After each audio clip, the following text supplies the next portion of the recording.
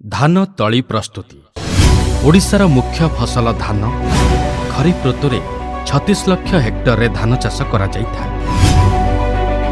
आम कृषक भाई और भौणी माने प्राय 60% जमी रे धान तଳି रोई थांती। धान रुआ पाई तଳି गुड़िक निरोगा और हृष्टपुष्ट हेबा दरकार। साधारणतः चाषी माने तळिपट्टी प्रस्तुत करी ओदा बा सुखिला तଳି प्रस्तुत करिथांती।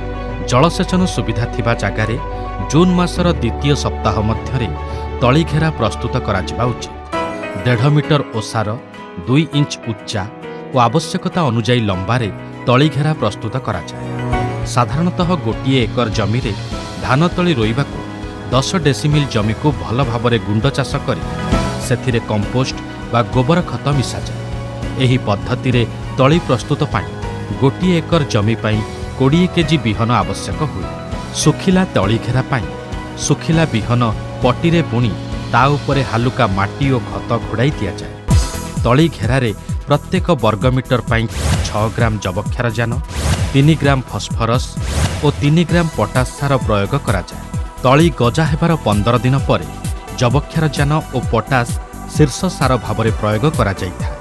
वर्तमान धान रुआ यंत्र रे तଳି रोइबार सुविधा मिली पारुथिबारु बहुल मात्रा रे मसिना तଳି बा प्लास्टिक ट्रे रे तଳି प्रस्तुत करा जाउछि। एही पद्धति रे तଳି गुड़िकर चेर परस्पर छंदी होई रहिथिबारु एहा एक मसिना भली अनुभूत होइଥାଏ। रोइबा समय रे पॉलिथिन चदररू किंबा प्लास्टिक ट्रे रु तଳି गुड़िक सतर्कतार सह काढ़ी नेई रुआ यंत्रर पछ भागरे रखि दिया जाए। मसिना तଳି पाई गोटिए एकर जमी पाई 30 वर्गमीटर स्थान दरकार हेउथिबा स्थळे प्लास्टिक ट्रे रे तଳି प्रस्तुत पाई 70 गोटी ट्रे रो आवश्यक होइଥାଏ। एही पद्धति रे तଳି प्रस्तुति पाई एकर प्रति 12 केजी बिहन दरकार होइଥାଏ।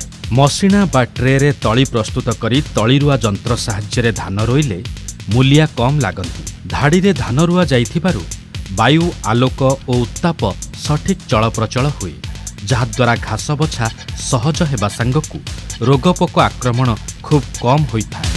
विशेषकरी माटिया गुंडी पोक मध्य बहुत कम लागिबार संभावना थाए।